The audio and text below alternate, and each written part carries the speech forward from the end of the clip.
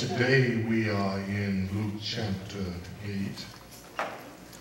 and in your reading you had verses 40 to 48.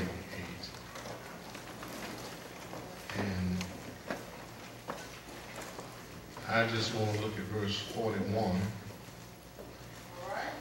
and verse 47. And behold, there came a man named Jairus, and he was a ruler of the synagogue. And he fell down at Jesus' feet and begged him to come to his house. Verse 47, now when the woman saw that she was not hidden, she came trembling, and falling down before him, she declared to him in the presence of all the people the reason she had touched him and how she was healed immediately. I want to talk to you about falling before Jesus. Falling before Jesus.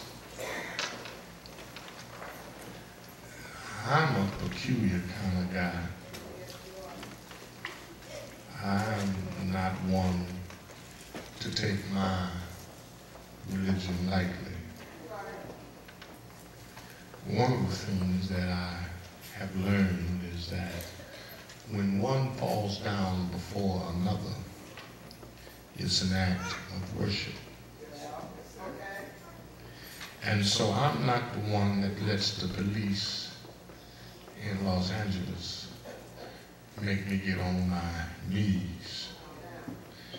I just ain't got that in my system yet. I've had a couple of instances where the finest of the city had requested my attention on the side of the road. And we have had a discussion, if you will. One night it was very vigorous, but I did not in any way pose a threat to them. I put my hands to my side and I left them open, or I might even have put them behind my back and held them myself. But I was not going to get down on my knees. Y'all ain't hearing me. To get down on your knees is in the context of complete surrender. To get down on your knees means all hope is gone. You have surrendered your personhood to whoever you are bowing before. And it just doesn't work with me. I'm sorry, I apologize. Maybe my back has got a problem. I got a rod in it somewhere. It just won't let me bow down to other folk. Maybe I'm too literal, and I read where Daniel refused to with the Hebrew boys to bow down. I'm just, maybe I'm stupid like that. Don't comprehend the totality of the force that the police department has and could wield at me, and even could lie and say I resisted arrest while they crack me upside my head and make me. But if you're going to get me to bow down and you look like me, 2 arms and 2 legs, a torso with a head, and you ain't Jesus, and then you're going to have to knock me down. Because when I comprehend the reality of falling down, I'm sorry, it just runs against my grain. Maybe I'm arrogant, I don't know. Maybe I'm stuck up, I don't know. Maybe I'm just stupid like that. But for me to give you that kind of place in my life, you have to be special. And since ain't nobody special that I come across, because all have sinned and come short of the glory of God.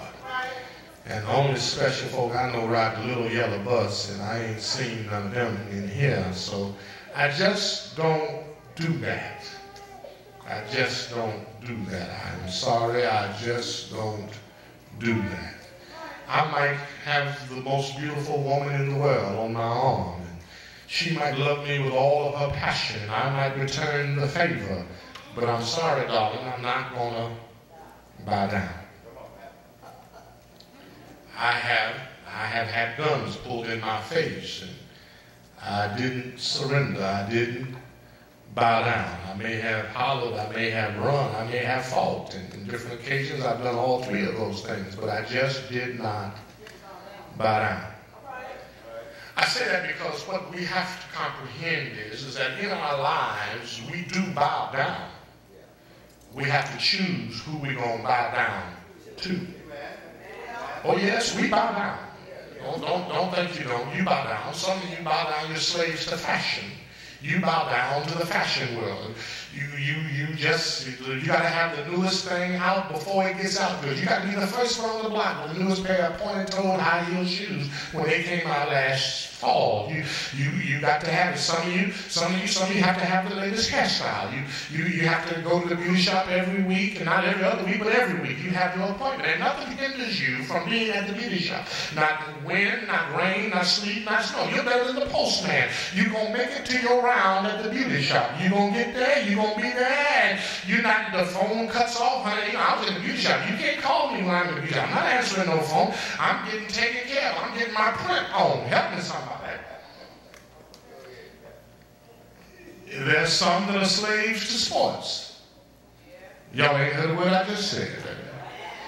I like football, but I love me some round ball. And it's getting close to the time for Kobe to come on out with it. Y'all just sitting up here nodding your head. But I know football is going on, and there's some people filling up some stadiums all over this country. Some people glued to TVs, and they're slave to the Pittsburgh Steelers. Pittsburgh had a new T-shirt that came out this past summer. It said, being on the ice or the grass. And you understand what I'm saying, what they were trying to promote. I like hockey. I'm a Red Wings fan. I'm just a Red Wing, Detroit Red Wing NHL fan. And football, I'm sorry, I'm still a Detroit Lion fan. They may not win another game all year, but that's all right. I still got my Detroit Lion fan.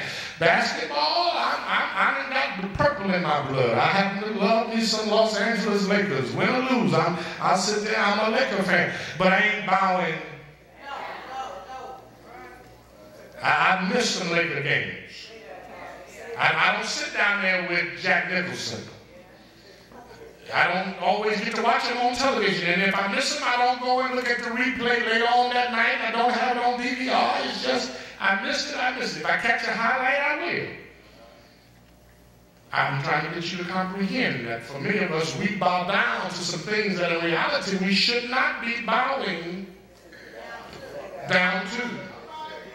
Some people are slave to this, slave to that. But whatever you have become a slave to, you must be reminded that it has become your master. And if it's your master, then you too bow down.